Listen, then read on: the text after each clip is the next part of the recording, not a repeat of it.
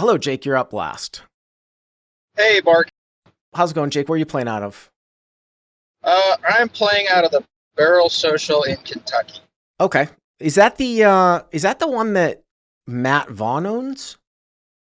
I have no idea. It's my first time playing there, but they had a pretty good setup for the 1-3. Is that you guys in the live chat know that, right? Matt Vaughn owns some place in Kentucky. I think it might be this one in Kentucky. Barrel. So they do these membership clubs in Kentucky?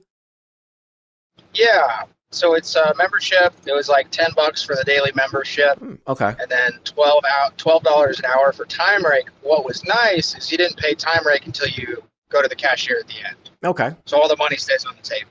Okay. And what's the size of the game here?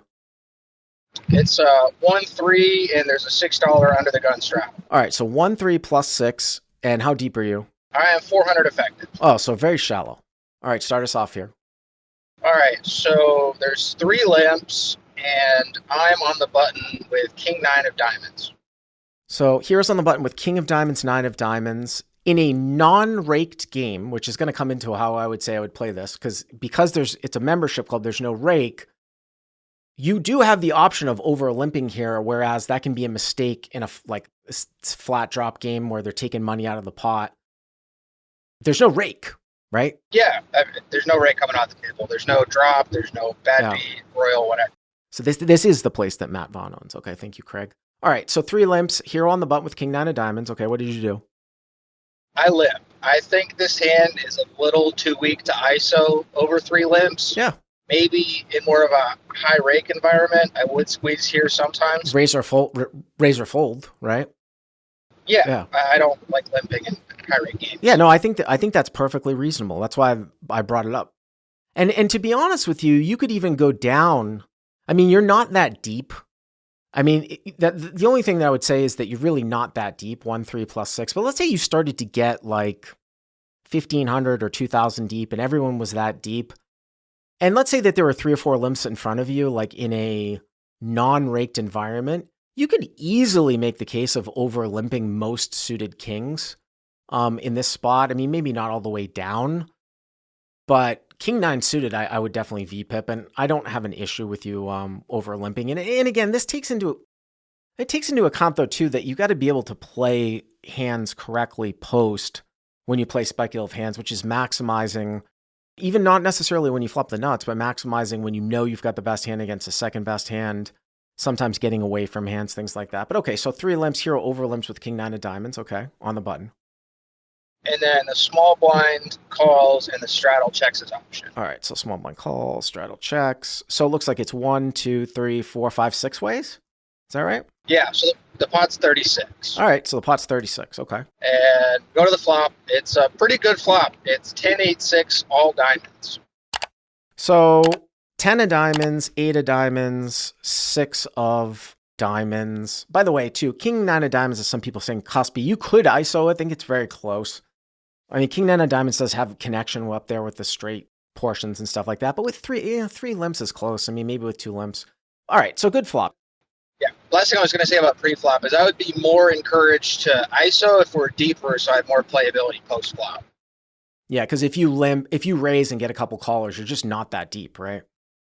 No. Yeah. All right, so you flop the second nut flush, king with the King 9 of diamonds. You also have a gut shot straight flush draw to the 7 of diamonds too. Okay. Yes. So there are 4 checks to the cutoff, who's the main villain, and he bets 15. So the cutoff bets 15 into 36. Into 36. So about a little less than half pot. Mm-hmm. This is my first decision point of the hand. I know you normally advocate for fast playing, like flops, strong flushes. Mm-hmm. But in this case, I decided to flat because I didn't really need any protection. And holding the king and 9 of diamonds, it's pretty hard for the field to also have a flush on this board. Well, it's actually a little bit subtle. I actually am a pretty large proponent of fast playing nut flopped flushes. So ace high flopped flushes, which is slightly different. I would probably fast play your hand anyways, but the slight difference here is that if you have the nut flush and you flopped it, no one else can have the ace of diamonds that they could overcall with. Whereas here, you've got the king high flush, you could still get somebody to come along and call, drawing very, very slim with the ace high flush.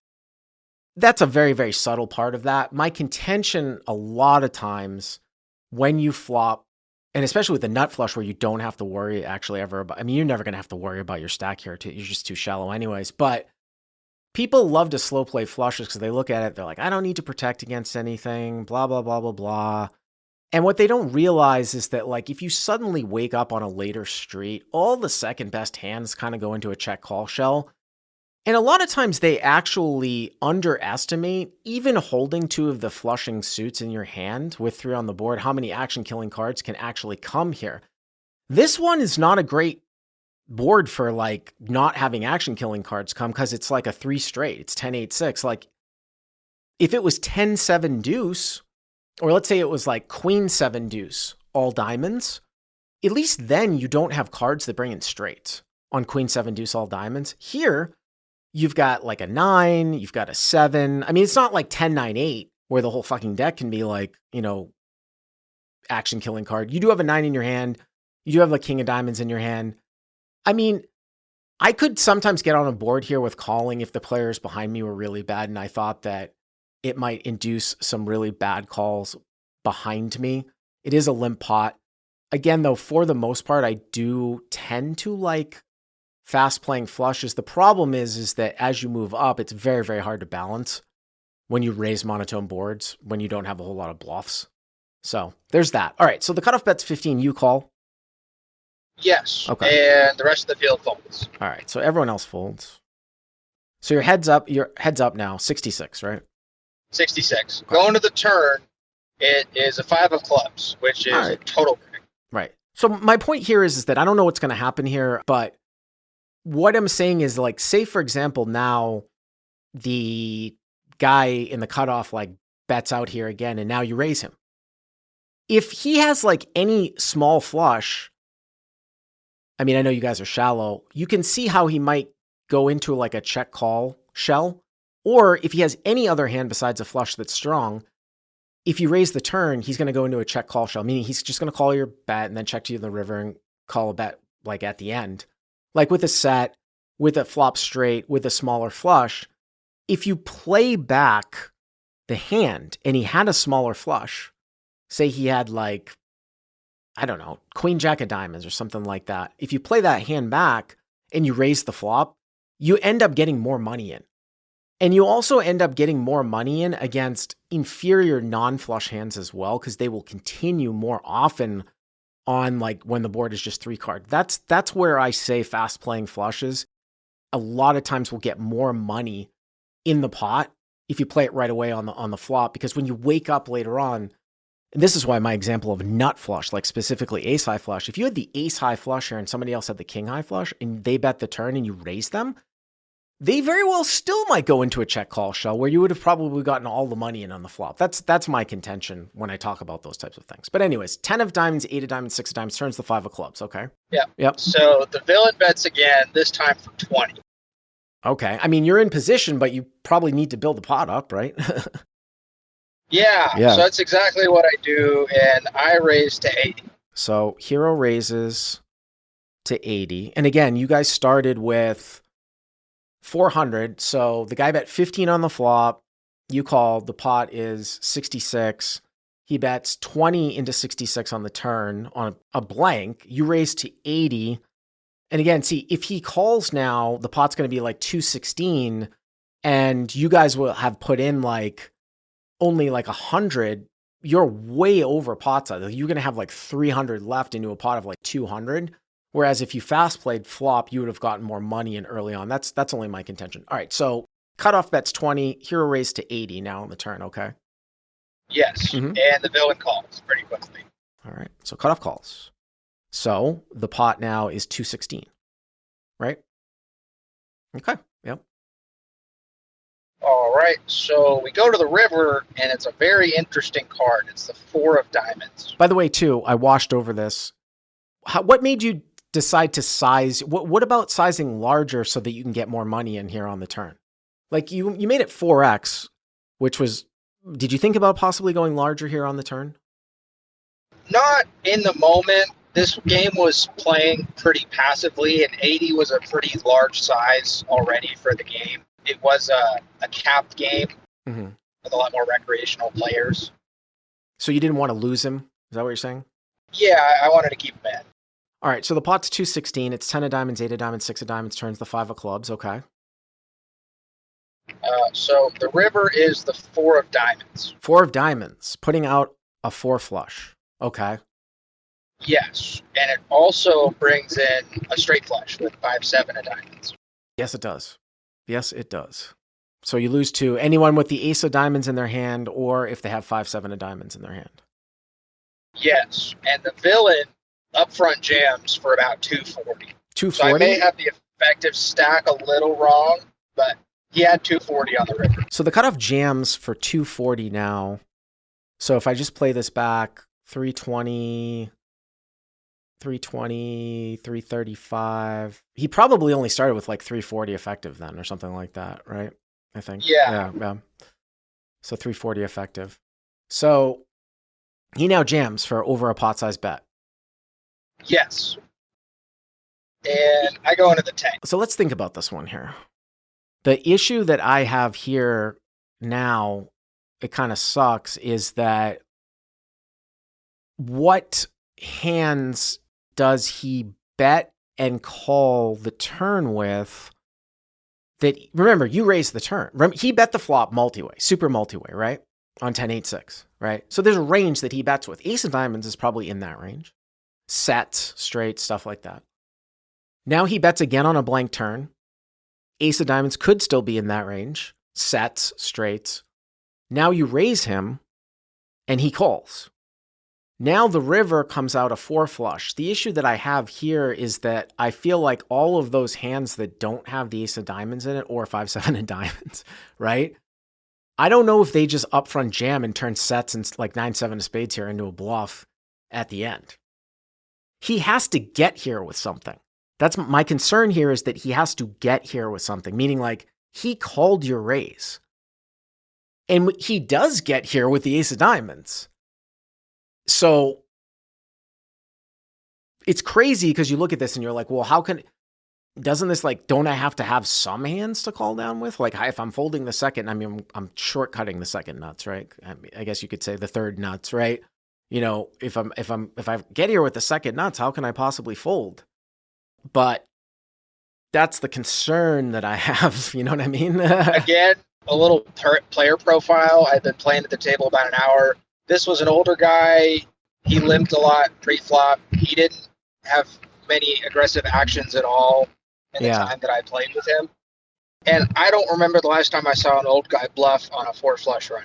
Well, and the other thing too is we always talk about this scenario that these 4 flush runouts are I would say like are almost like rightly underbluffed, because anyone with the ace of diamonds has the nut flush. Again, I'm throwing out 5-7 of diamonds. Follow with me, shortcutting it.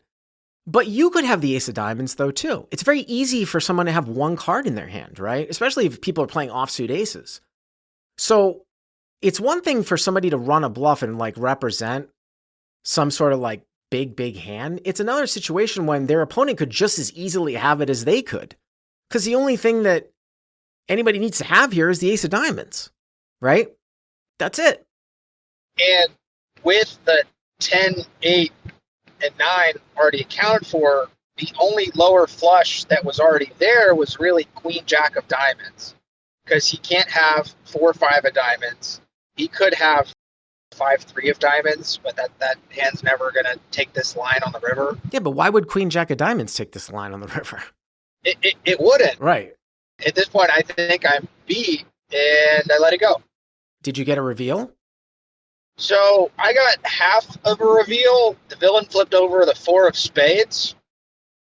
4 of spades? Which made me think that the only other possible card in his hand would be the ace of diamonds. Yeah, it's the ace of diamonds. And a few hours later, I asked him, I said, hey, do you remember what you had in that pot we played? He said, oh, I had pocket 4s. Oh, right, pocket 4s. Right, he's going to bet and I really had a hard time believing that because he bet called the turn. Right, exactly. That's what it comes down to, this whole, like I said, he arrives here with the ace of diamonds here so much. It does bring up one other quick thing, though, too, is that somebody said that Jungle Man said in the high stakes, people actually overbluff 4-flush runouts. You can actually, this is one that you can stick in your back pocket for all you guys that are watching out there. You can sometimes, it happens very, very rarely, turn a set into a bluff on a 4-flush runout in Hold'em in this exact scenario. So if people picture themselves at the cutoff, and let's say the cutoff has like pocket sixes, I mean, I know this is a limp pot, right? Pocket sixes, pocket eights, something like that. Bets the flop, gets called. Bets the turn, now all of a sudden gets raised. So we're sitting there with a set, and we think the guy that raises us in position, there's a good chance that he flopped a flush. We call trying to have the board pair. But in the back of our head, though, we actually do have some bluff cards here, which is the 4-flush runout. So if we had sixes or eights, we're calling to hit the equity of boating up. But we could bluff a 4-flush. We could bluff a 4-flush. Some people miss that. It doesn't come up all that often. That's all. Go ahead, Jake. So my last question is, if he had checked the river, what bet sizing would you choose? If he checked the river and the pot is 216 and you hold king 9 of diamonds, would I bet, and what bet size would I use? That's a really interesting one, because I am all for making very, very thin value bets. The issue and why I actually might see checking behind at the end on the river with king 9 of diamonds is because unless he flopped a smaller flush and is going to get very stubborn with like queen jack of diamonds or something like that, a lot of the non-ace of diamonds hands that he arrives with at the end don't really call a bet because they're not flushes. So if he had like queen 10, I mean, it depends on how bad these guys are. Like queen 10 off with the queen of diamonds that just kept betting, you're trying to get called by the queen of diamonds, right? And I guess my question is how often does he have the queen of diamonds as arrived, unless it was a flop flush? So there's only a couple of different combos. So it's weird. I mean, like I said, I still might just bet super small, to be honest with you. I might not be able to help myself from betting super small, but somebody might be able to make a case where you could check back king 9 of diamonds at the end. It's not large. If you bet, it's not large. That's for sure. How about that? No. Like 50 or something. So anyways, thank you very much for the call. I appreciate it.